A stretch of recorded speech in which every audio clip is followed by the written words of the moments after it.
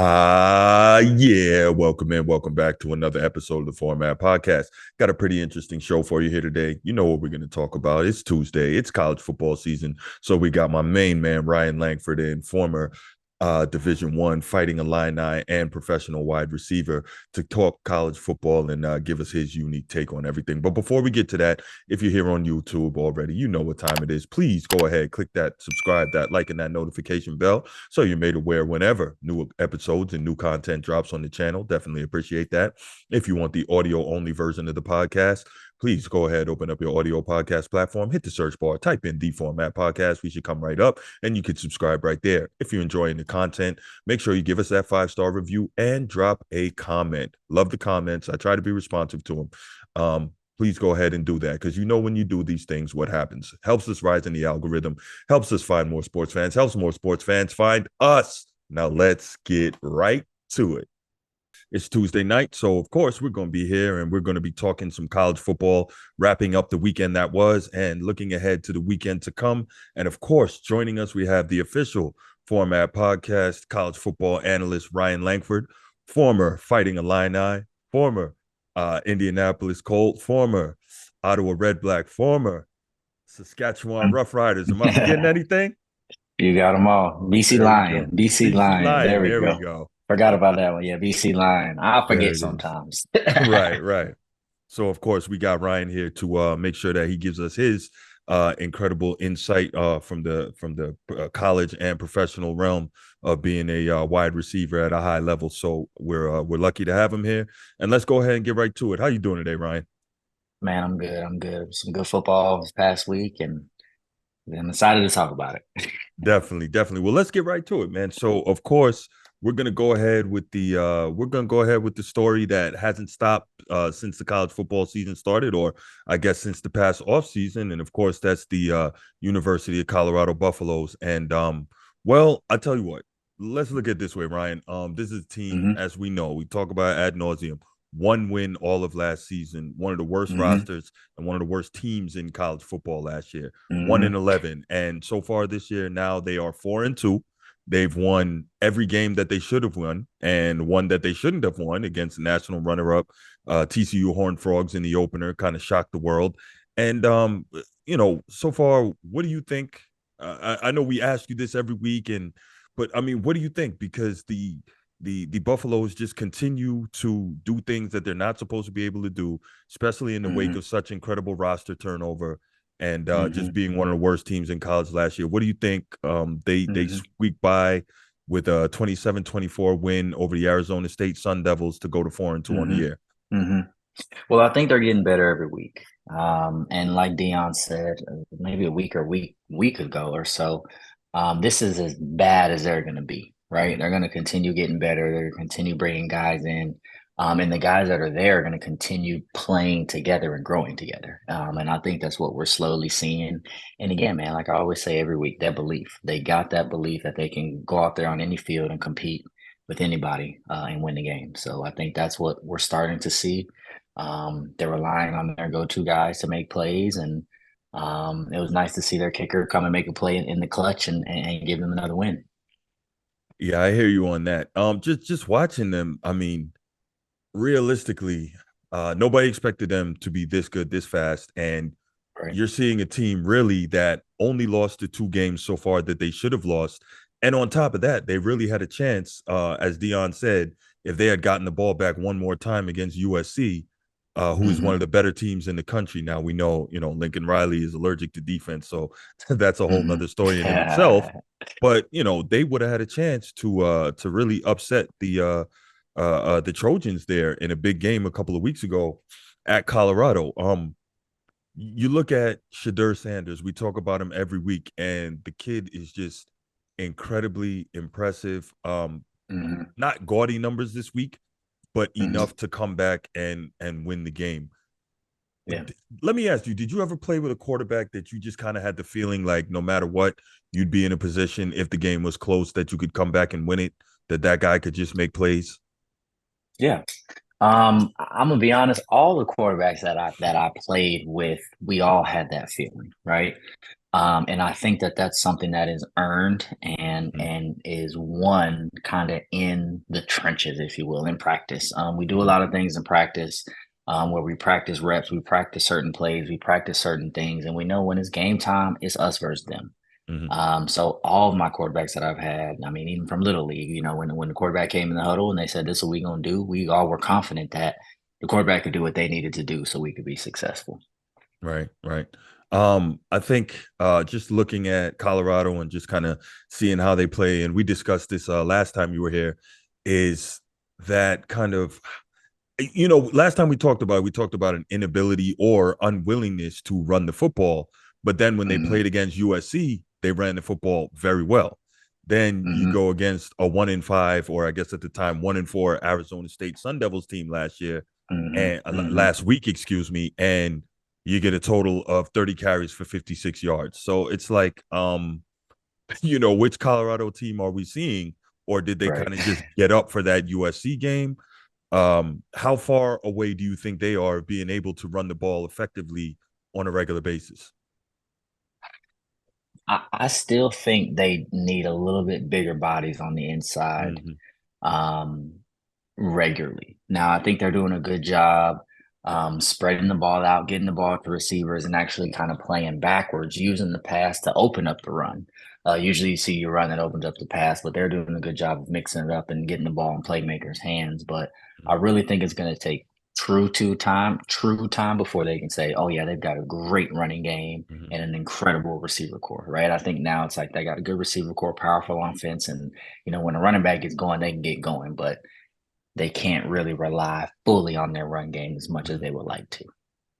So, from someone who's played a lot of high level games at against good competition, obviously you spent your entire college career in the Big Ten, then you played on a professional level. Let me ask you Hmm. this: I'm wondering, is it? I guess we can look at this two ways, right? With the attention that Colorado is garnering in the college football world, everybody that plays against them is kind of like their Super Bowl, right? We saw that against Oregon. Hmm. We saw that against Hmm. USC. Arizona State is a lousy team this year, but they Hmm. were within 3 points of winning that game. As you said, the kickers Hmm. came out, won that game at the end for the Buffs. How much is it that every team is gearing up to give Coach Prime and his Buffaloes their best, or is it just that Colorado is, far better than we expected them to be at this point? I think both. I think a lot of people didn't expect Colorado to do what they're doing. And then from the opposing side, I think as a team going against Colorado, you know how hyped the game's going to be because it's Colorado, right? You Mm-hmm, know that Dion has really revamped that entire program. So that game is now getting circled on the calendar, not because of Colorado per se sometimes, but more so because of the attention that it's going to get and the eyes that are going to be on it because it's Dion in them. So it's kind of a combination. Again, I think Dion has done more than he was expected to do, and still isn't finished. Right, mm-hmm, like you mm-hmm. said, they won one game last year. They're at Yeah, 3 or 4 now, and will probably win some more games, and then yeah. hopefully make a bowl game and do what they need to do. So um, they're going to get better, and they're going to continue to get better. And it's going to be scary when they're able to bring in recruits because there's a lot of Mm-hmm. people that are looking around like, all right, this transfer portal, I'm taking it, and Dion is calling the dogs in, and people are going to leave Colorado that are there now that really thought that they could stick it out and can't do it, and it's going to be a different program in 2, 3 years. So let's put you back in college for a minute. Let's say you and your Hmm. Illini have a game this year against the Colorado Buffaloes. You're in that Hmm. opposite locker room. How much does all that attention and everything that they're getting? How much does that motivate you and your crew to go out there and try to win that game? Is that a real thing, the bulletin board material and all that, or is it Absolutely, you're just absolutely, absolutely. It's absolutely it's a real thing. You want, again, there's so much hype with Colorado right now. You mm-hmm, want to be the team to win. You know that there's going to be millions of eyes on it because it's Colorado and Deion Sanders and mm-hmm, just the hype that they built. And you don't know who's watching that game, right? So that's one of those plays where when I was playing, you had your game circled of, okay, well, I'm a receiver. who's got the top defense? That's a game that I want to do good. Right? Michigan Mm, State, the teams that got the good guys that are in my draft class that are getting ready to get drafted. Where are mhm. those games? Now you partner that with Dion because again, with this transfer portal, like it's gonna be some guys that played against Colorado Yeah. and then gonna say, you know what? Maybe I should just go on over to Colorado because Yeah. I have the ability to do that. So the hype is there. It would definitely get us juiced up. Our coaches would always find a way to just give us something to um, rally behind, whether if it was something from something that they said or just something on film that we're seeing that no one's talking about, or the offense doing a great job scripting for them. So there's a lot of different ways that you can use the ammunition from the opposing team to kind of get you going. Fair enough. All right, let's move on from the Buffaloes. And this was actually my game of the weekend, so I was really excited to get your thoughts on this. And that was Oklahoma, Texas, man. And Hmm. so obviously Texas, everyone says Texas is back.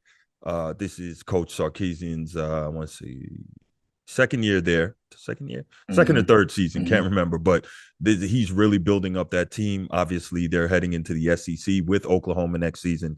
This is a team that physically had to get built up and, was I guess that was the test going against Alabama earlier this season, which we know has been the bully of college football. And they went into Hmm. Tuscaloosa. They beat them handily. Now they have the Red River rivalry, which we know is a year in year out tradition in the Big 12, and obviously it's not going to be happening in the Big 12 anymore after this year. But Right, we had right. a situation where Texas absolutely smoked Oklahoma 49-0 in Oklahoma coach Brent Hmm. Venables' first season there last year as head coach. This year, Oklahoma appears to be back, right? But no one I was agree. quite sure yet because they hadn't had that litmus test game, and they got it this Hmm. weekend against Texas. They come out on top in an absolute barn burner. I think it was 34-31. What were your thoughts on that game? I loved it. I was glued to my seat from beginning to end. What were your thoughts on it? I loved it too. I quietly have always liked Oklahoma. Yeah, There's I something agree. about them, and I Yes. think it's just when I just who was there? Adrian Peterson, right? When Yes, Adrian sir. Peterson, I think was there, and I think those years. Oh no, he was. No, wait, where was he? He was. No, I think we I'm went to drawing a blank. Oklahoma. Yeah. He was You're there. right. Yeah, he was there. Mm-hmm. Um, they have just there's a certain like tradition that I've always appreciated Yeah. with Oklahoma. And I think that was cool to see for the first time. Really watching that game because I really didn't watch the Red River that too much. I was always Mm-hmm. playing college football or being Right. away, but to really Right. watch the history and the tradition behind it, Mm-hmm. it was a good game. It was an enjoyable game, and I liked that Oklahoma pulled out on top. They looked good. Yeah, I agree. I think something that stood out to me is again, you keep mentioning it as someone obviously who played college football in a different era, but this transfer portal is such a game changer because Hmm. between the transfer portal and if you are a quality recruiter, Brent Venables did a tremendous job getting in guys, recruiting guys, and then of course, Yep. second year in the system, teaching his defense how to run the way he wants it to run. And even though, Texas was able to score 30, Quinn Ewers was not able to go off and dominate the way he did Hmm. against Alabama. I think he had 2 or 3 picks in his game. They got to Hmm. him, I want to say 3 or 4 sacks. Three And times, right? they really made life tough for these guys. And I was thoroughly impressed with that. But another thing that impressed me when you're talking about the Red River rivalry game this past week was Dylan Gabriel, Oklahoma's quarterback. Now, this is a Hmm. guy that I've been watching since he played at UCF. I covered him Hmm. when he was at UCF. I want to say 2019. I was there in the house when they absolutely blew Stanford away. And this is when Stanford was still a Wow. very competitive team under David Shaw. Right. And I watched that and I'm like, Dylan Gabriel, this kid's got something, right? And he is Hmm. very quietly one of the best quarterbacks in the country that no one's talking Hmm. about. I find that so interesting. Hmm. What did you think, again, as a receiver, a key offensive playmaker, a cog? What did you think of the way he was able to lead his team right down the field in about 70 seconds to score a touchdown and win the game? Yeah, he's a playmaker, and I'm with you because he was not on my first name in quarterbacks that just come to my mind. You know what I Yeah. mean? But sitting there watching the game, I was like, wow, he can play, right? Mhm. He commands the huddle well. Yeah. He's makes smart decisions. He's got a little mobility to him, and Mhm. he's a good player. So what I saw overall was he came in and did what he needed to do to win. Like that's a tough environment to play, even though it's Yeah. a quote unquote neutral site. But it's a big game, and it takes a lot of pressure and a lot of poise to come in and stand in a game like that when they probably were expected to lose just because of how Mhm. they've kind of been running with Texas, or Texas has kind of been running and the kind of wave that they were on. But um, he came in well, made some plays, and ultimately won the game for his team, which I think was incredible. Yeah, yeah. Yeah, just watching what he was able to do. And then the fact that if you look at their schedules the rest of the way, it's highly likely, since the Big 12 has done away with divisions this year, that these two are going to end up Right. in a rematch for the Big 12 championship, which is, I Yeah. suppose, apropos, but also bittersweet for that conference, being that, Hmm. they're obviously leaving for quote unquote greener pastures in the SEC Hmm. next season. What Hmm. chance do you think, just watching Oklahoma and how they played, or watching Texas and how they played? I think it's fair to say that, barring a loss between now and then, the winner of that Big 12 championship game rematch is going to end up in the college football playoff. What chance do you give either one of these teams to actually do something? Because remember, Oklahoma's Achilles heel under Lincoln Riley, of course, was the defense. They could score with the best of them, but the Hmm. defense. And now you see Hmm. Texas with the SEC caliber bodies and depth. Oklahoma, Hmm. Brent Venables has his guys playing defense like the way Clemson was playing defense. What chance do you think they have of maybe either one of these guys winning a national championship if they get into the playoff? Hmm. Well, the national championship, I don't know, but Mm-hmm. I do know when teams get hot, it only takes it one time to get hot, right? Yeah, You can catch yeah. fire, you can start rolling, practice starts flowing better, it's just amped up. There's a different mindset that happens in the game when something goes bad. It's different from oh boy, here we go again to Mm-hmm. nah, that's nothing. Oh, we down 21, that ain't nothing. We got a whole half, we got a whole, so Mm-hmm. I think there's different beliefs that can happen. And it just takes one game and it just takes one team to continually go out there day in, day out and do what they need to do. So I think if either one of these teams got the opportunity to play towards something big like that, they wouldn't drop the ball. Now, would they win? We'd have to see at that time. But I think Mm-hmm. that they have the caliber to make a playoff push, both of these teams. That's fair enough. Okay. We're gonna move on from the Red River shootout, and we got to talk about a game that, a game that hurt me. Obviously, that's Notre Dame versus Louisville, and Notre Dame's chances at a playoff, that was pretty much it. Now they're going to be playing for a New Yeah. Year's Six bowl appearance, second loss on the year. Obviously, a few weeks back, you had the heartbreaker to Ohio State, literally at the last second. Hmm. Then they Hmm. survived Duke the following week, literally in the the last minute of the game. And then they've Right. got a third straight primetime night game in a row, second on the road. Um, and that's against Louisville, who is quietly a sneaky good team. They're athletic, they're Hmm. fast, they're well coached. Hmm. That's another team Hmm. that had tremendous turnover this past offseason via the transfer portal with a brand new coaching staff, Jeff Brom. Yes. Um, Yep. so you look at this team and they go out and they completely lock down Notre Dame's run game. Notre Dame did not look like O-line U. Uh, uh, Sam Oh no. Hartman was under attack all night long. Now, here's a crazy stat I Hmm. heard today. Obviously, Sam Hartman, Notre Dame's quarterback, was at Wake Forest last year. In the past two seasons at Hmm. Louisville, Sam Hartman has been sacked 11 times and has 11 turnovers. Wow. Right.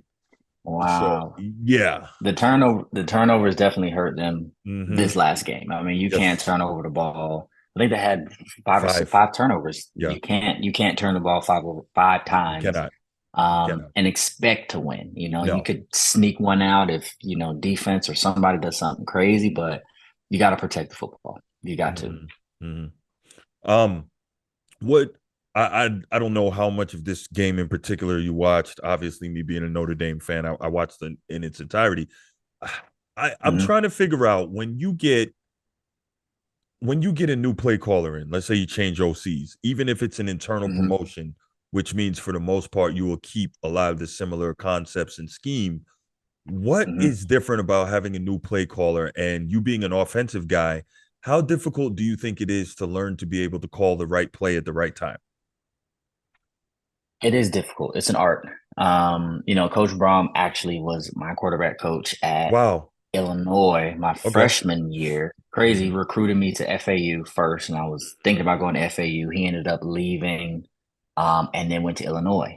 Okay. And I had an offer from Illinois. He was there. Some other coaches were there. I was like, I need to go to Illinois. So, Mm-hmm. sidebar, I love Coach Brom. He's always been a good coach, great family, great leader, Okay. and a good guy. But it's difficult to make the transition year to year with a different play caller, because that play caller sometimes has better experience than the previous play caller. Mm-hmm. Players are used to timing coming in. Um, it's easy to say that, hey, we promoted somebody in house, we're going to run kind of the same plays, but it doesn't always work like that. Because every new guy is going to want to put their own funk, their own little spin on it to make it now their own. And those are just slight little growing pains that got to happen a little bit. So Mm-hmm. it is a challenging thing. It is a challenging thing, but I think um, with anything, with time, it can get better. You talked a little bit about the art of about play calling, right play, right time being an art. On the professional Mhm. level, we look at a guy like Sean McVay. We look at a guy like Kyle Shanahan, Andy Reid, guys who are known generally as the best play callers in the game. What kind of goes Mhm. into that art that you referenced about being able to call the right play Mhm. at the right time? Is it just how Mhm. you see the game, or is it a feel for the game? Is it just X's and O's knowledge? What is it? Yeah, it's a little bit of everything. So the first thing that I would say is it is X's and O's, right? There is um football's a numbers game, right? Everything is tracked. There's people who are not watching the game, they're just tracking when the ball, where the ball is, hash, tendencies, everything to the point that as a defensive coordinator, and an offensive coordinator, you know what the opponent is going to do per situation.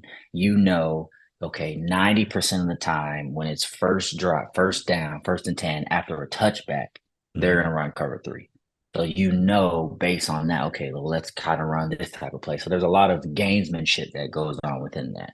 Now, just like anything, once the game starts going, you start having emotion, you get amped up, you get amped down. So you start feeling yourself or not feeling yourself a certain way. That's when you see people come off the game plan, people kind of draw things up, people try to just put things in place.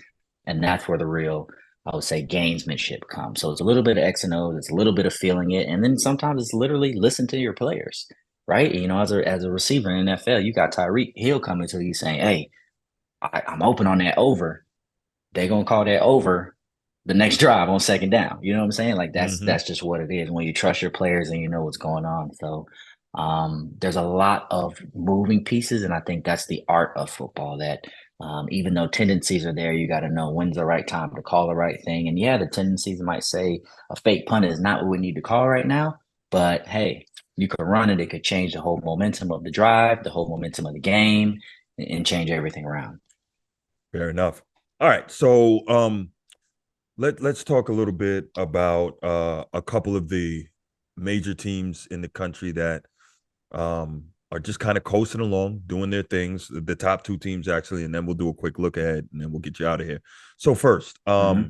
Michigan Wolverines, number two team in the country, arguably the best team in the Big Ten, probably the best team in the Big Ten, two-time defending Big Ten champions. This is a team that you know well. For anyone Hmm. who wants to know, and we'll check this out. Ryan's first ever touchdown in college was at Oh, the Big House against the Michigan it Wolverines. So was. yeah, It you was. know what's funny? Since you told me that, I really get a kick out of watching that because like I've seen the Man. clip a million times now, and I watch it, and I'm like, you're looking around like, why is nobody cheering? And you're like, oh, it's Yeah, an away bro. I game. was like, what's going on? That's my Yeah, dream. I've been waiting on this my whole life. And it's like, right, oh yeah, I'm away. I forgot. right. So yeah, so you know the Wolverines quite well. Obviously, 4 years Hmm. in the Big Ten.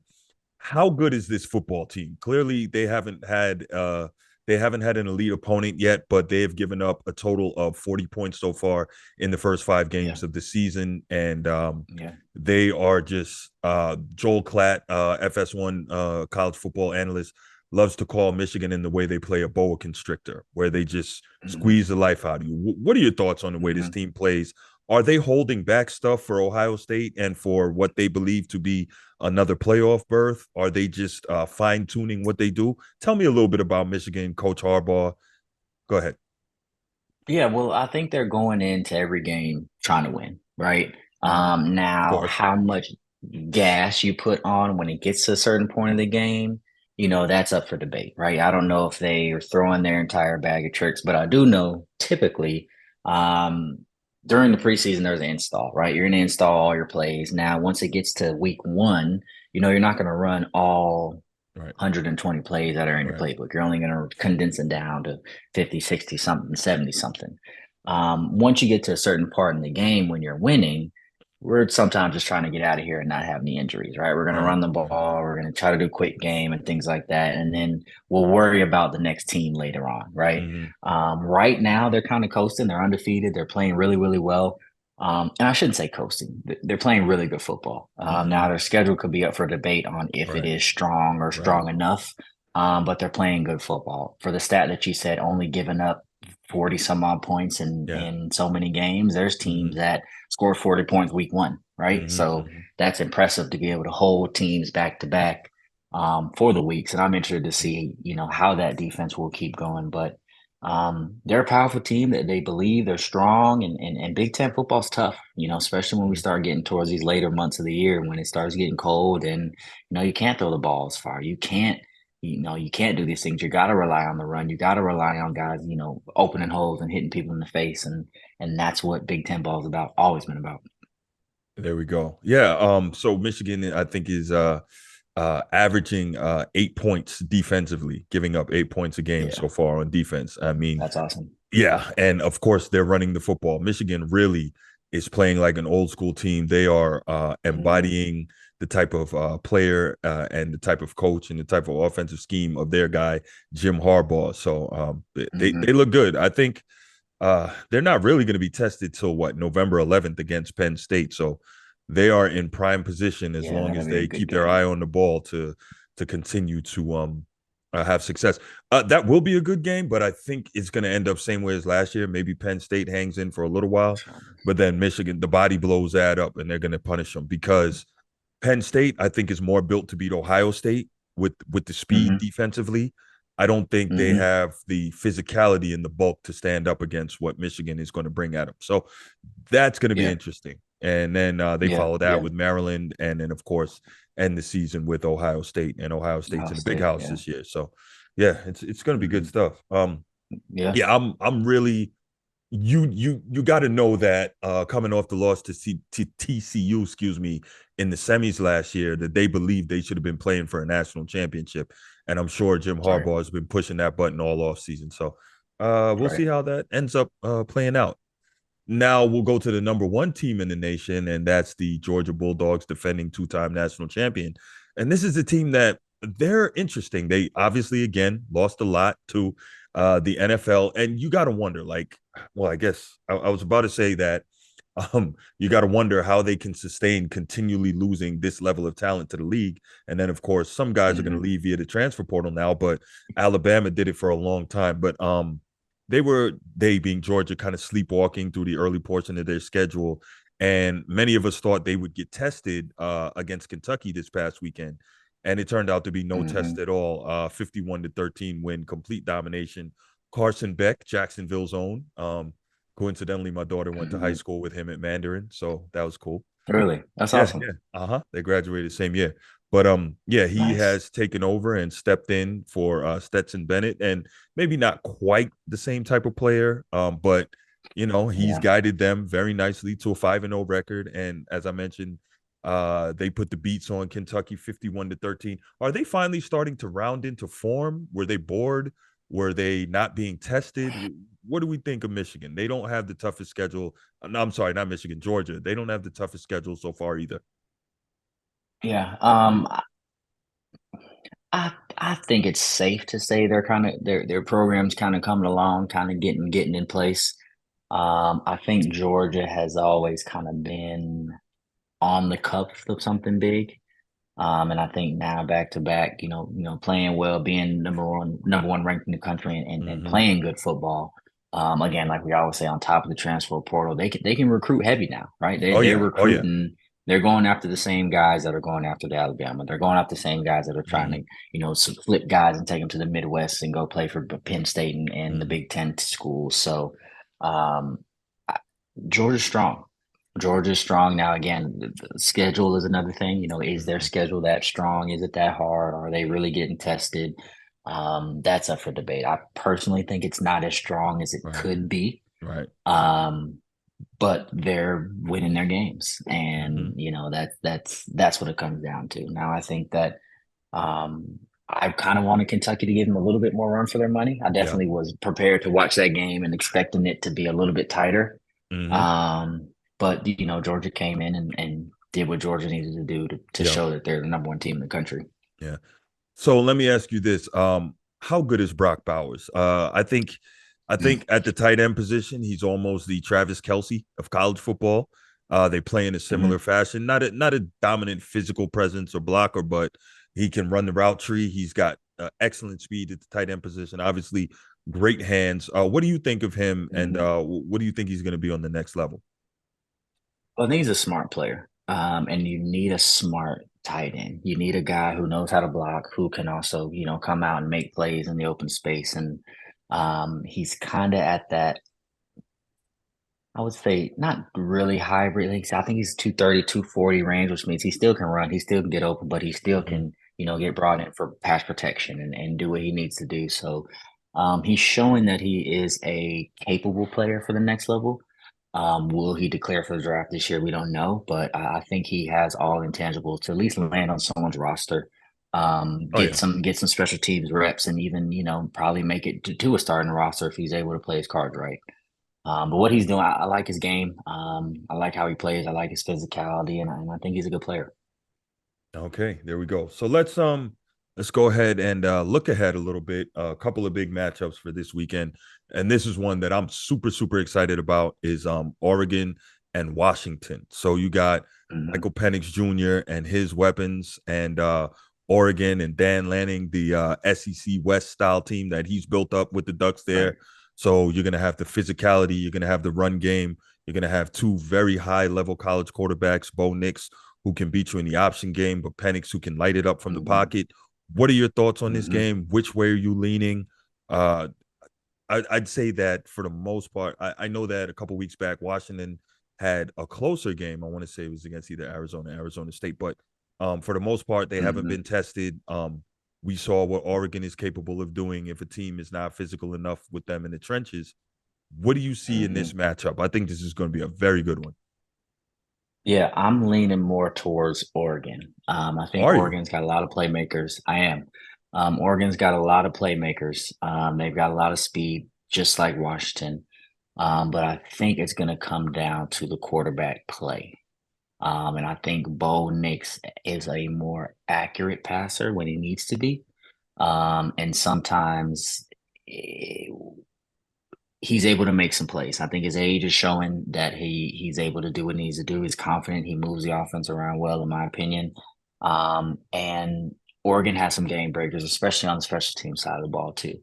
So I Didn't think think they'll about be that. able to kind of make some plays, and it's all three phases that it's going to take to win. So if it's a lockout between offense and defense on both sides of the ball, Oregon special teams will take them, to the top. I didn't think about the special teams piece. Normally, we think about offense and defense, but that's why we have you here.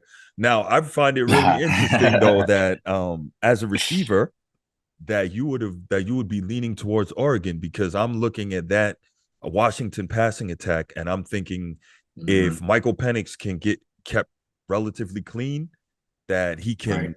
he can burn you up with those weapons that he And has. he I want to can. say, I yeah, he's agree. got he's got two guys averaging over 20 yards a catch and a third averaging over 15. Hmm. They have weapons Hmm. galore and they have really good play calling with Kalen DeBoer, offensive leaning head coach. And I think that they are special now. Dan Lanning had plenty of time to come up with the scheme. Let's see if he's doing all this talking now. We saw him do a ton That's of right. talking That's against right. Colorado. Is he still going to be That's talking? right. Is he talking about clicks or That's what? right.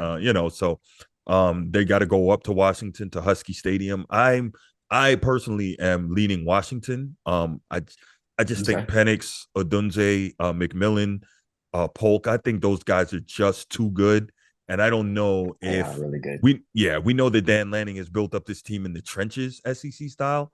I don't know if he has Hmm. an SEC style defensive backfield that can keep up with all the fireworks that Hmm. Washington is capable of putting out there. Yeah, that's a good point. That's a good point. Yeah. So That's we'll a see good which point. one Yeah, of we us we is gonna right on see. this one. We gonna Yeah, see. yeah. Absolutely. And finally, I couldn't get out of here without getting your take on this one. Notre Dame, Hmm. USC. Okay. So USC is Hmm. Notre Dame's number one rival.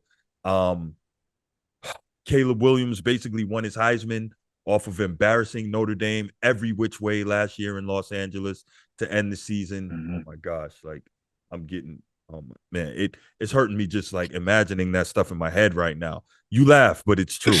Yeah, yeah, yeah, No, in all seriousness, this guy just made Notre Dame look stupid last year. yeah. And they have to have been running back that tape and looking at that all off season. And now Notre Dame again doesn't have a playoff berth to play for, but what can they do? They can ruin the season of their rival, right? Hmm. And I know Hmm. you know something about that. Do you think again, we know that Lincoln Riley's teams generally don't play good defense.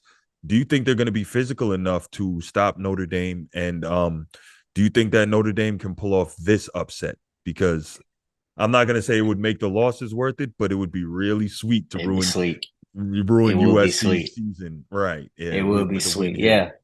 Yeah, I'm pulling for Notre Dame, and I Okay. think they can do it. I mean, I think they're going to have to get pressure on the quarterback, Yeah. because that's what it is. Where Caleb is so dangerous, and when he has time, and he's able to go through all his progressions, Mm-hmm. by that time the DBs who are recovering these great receivers are tired, and then you Mm-hmm. got a quarterback that can go run for 20 yards. That's just a So backbreaker. You know what I'm right. saying? So let me So ask you, you, if you're the defensive coordinator for the Irish, right? Because hmm you don't want to blitz Caleb because once he breaks contain, we've seen very few quarterbacks on the college level that are able to throw the football on the move the way he hmm can. So how hmm do you do that? Do you say, you know what, I'm gonna just let him run for 8, 10 yards, but not beat us downfield on the scramble drill? What are hmm your thoughts on hmm that from the defensive side of the ball? Well, I think I like pressure. I like putting Mm-hmm. pressure on guys. I like forcing guys to think quicker. Now with that, you got to have guys that are also going to realize that, hey, if we're going to put this pressure on this, be prepared for the ball to come out quick. So we need our DBs to have that nice tight coverage, get hands on, disrupt the flow of the play, to just give us some opportunities. And then we're going to need our defensive line, to get through there and make plays. Now, like I said, Caleb is an athlete, right? Yes. They know that, when things are breaking down, he can make the right read, he can make the right check. So there's going to be a lot of different gamesmanship, if you will, to kind of pin him Mm-hmm. down. But I think Notre Dame has the ability to do it. They're going to need a very clean game. They're Oh not yeah. going to have to. They're not. They can't turn the ball over. They can't Mm-hmm. turn the ball over. They're going to have to capitalize when they get the ball. They need touchdowns. You can't beat USC No. driving down 80 yards, 60 something yards and kicking a Mm-hmm. field goal. You Right. can't drive, 70 yards or miss a field goal. Like we Mm-hmm. gotta put touchdowns on the board, because that hurts. That hurts when you Mm-hmm. drive a defense all the way down, score a touchdown like that. That's a backbreaker. Now the defense is kind of on their heels. Whereas if you do that same 70-yard drive and you kick a field goal, defense hype. Defense Mm-hmm. like, hey, we did it. We We know, held so them. that Yeah. that we held them. So that's a Mm-hmm. whole different mindset that happens. But I think it can be done. It's going to be a good game. I hope it's not a blowout. Yeah. I hope it's a nice tight fought game, and it's the I don't. USC is I'd going to have love to to come blow to them out. play. Hey, that's right. That's right. That's right. Right. USC is going to have to still come and Yeah. play though, but Mm-hmm. because Notre Dame's got it. So I'm excited to see it. So let me ask you this again from your experience as a player in Hmm. these environments. How hard do you think it is for Notre Dame to do what they've had to do in terms of playing This is going to be their fourth straight primetime night game, two of Mm-hmm. which on the road. The first one, and obviously this one Saturday night at home, and then the two in the middle on the road. How hard do you think it is to play four straight games under those conditions? It adds to it.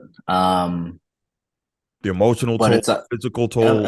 emotional toll, physical toll. I prefer morning games. I mean, we're a little different in Champaign. So our games were usually early, right? We're Mm-hmm. on the central time, so we're playing at 11 o'clock. So I'm Okay. used to that compared to playing, night games. Mm-hmm. But there's no atmosphere like a night game, though. There's Right. no atmosphere like that waiting for the last game. You're, watching college game day. You're seeing the Mm-hmm. game throughout the day. You're catching a little bit of the mid game, the Mm-hmm. noon game, because you're about to have to go to the stadium and start preparing. So there's nothing like that. And there's nothing like a big game in a big atmosphere. So it's Right. only right that it's prime time stuff. And that's why you play the game, right? You play Yeah. the game for those moments. There's nothing on this earth that can bring back that feeling of knowing you got a prime time game, running out Mm-hmm. there, all these fans, knowing that there's people back home watching you, everyone here, everyone back on campus. Like there's just so much pride and so much emotion behind it that just Mm-hmm. makes it sweet, makes it sweet. So Wow. again, I'm excited and I'm Yeah. hoping Notre Dame can do it. Okay. So let me ask you this. Before I Hmm. let you go, did you ever play in a whiteout game at Penn State? A night whiteout game? Yes. Tell me Yeah, what that's played. about, because that's actually I kind of got a sports bucket list. One of them, of course, was to Hmm. go see a Notre Dame home game. I did that Hmm. last year, the Stanford game. Of course, Notre Dame freaking lost, but that's a different story. Hmm. Hmm. But that was an incredible experience. Another one is to hopefully experience the jump around at Wisconsin at Camp Randall. Yep. Yep. But the next one, hopefully I can make happen, is seeing or being part of a whiteout night game at Penn State. Tell me what Hmm. that's like. Obviously, you would have been the visitor there. What does that sound like in the middle of 105,000 screaming wackos at Happy Valley? Yeah, Penn State is probably one of my favorite places to play. Okay. My dad went to Penn Oh State, yeah, that's right. but Yeah. their fan base is just so strong, right? Mm-hmm. Their student section is probably one of the strongest I'd say that I've seen in a while. Mm-hmm. Um, because they are watching the game to be a part of the game, right? They're Mm. more than just fans. Like they're trying to add an element to the atmosphere, and that makes it fun. That makes it enjoyable. And there's nothing more satisfying than being in the stadium where there's 100,000 screaming fans trying to disrupt you, and you walk out of there with a win. Okay. And that's what's exciting. But the atmosphere at Penn State is like no other. Okay. Fans are out there all day. The white is just such a clean look. Yeah, it is. Usually It is. usually it's kind of cold out there, so Mm-hmm. we had one that was it snowed my sophomore year. It Wow. snowed Okay. pretty bad there. So that was crazy. But it was a 34, 35 degree snow. So it's not too Right. cold. Like Right. it's just like Right. cool atmosphere. So Mm-hmm.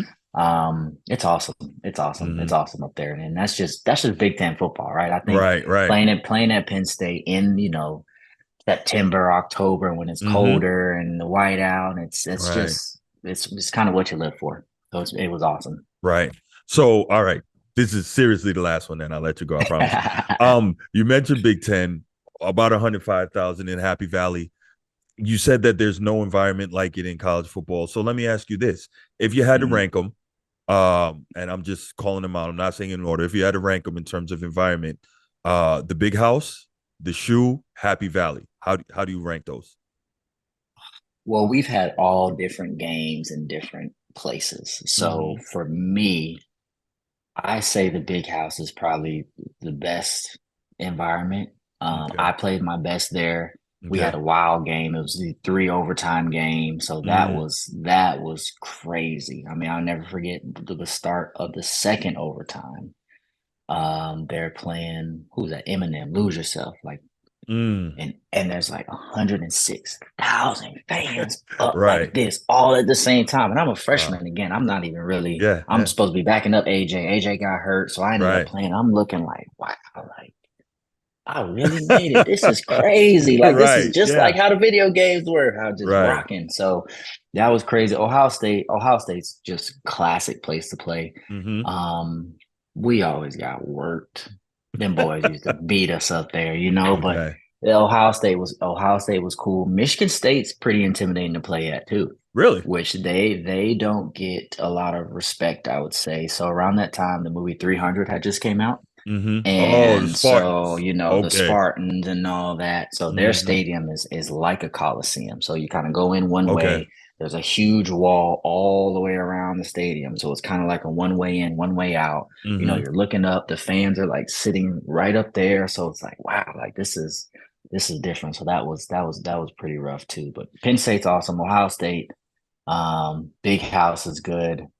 Illinois, of course, we got a fun environment, but I Yeah. always appreciated going and playing in other environments when it's loud. They're working against you, and there's just a lot of different things that you got to deal with. Fair enough. Well, listen, Ryan, thank you, man. Always, as always, definitely really enjoyed having the opportunity to sit here with you and talk ball. I could do this all night, man, but we all got things to do. So I'm gonna let you go, man. Looking forward to talking to you again next week, kind of wrapping up the big games and then the storylines for the coming week.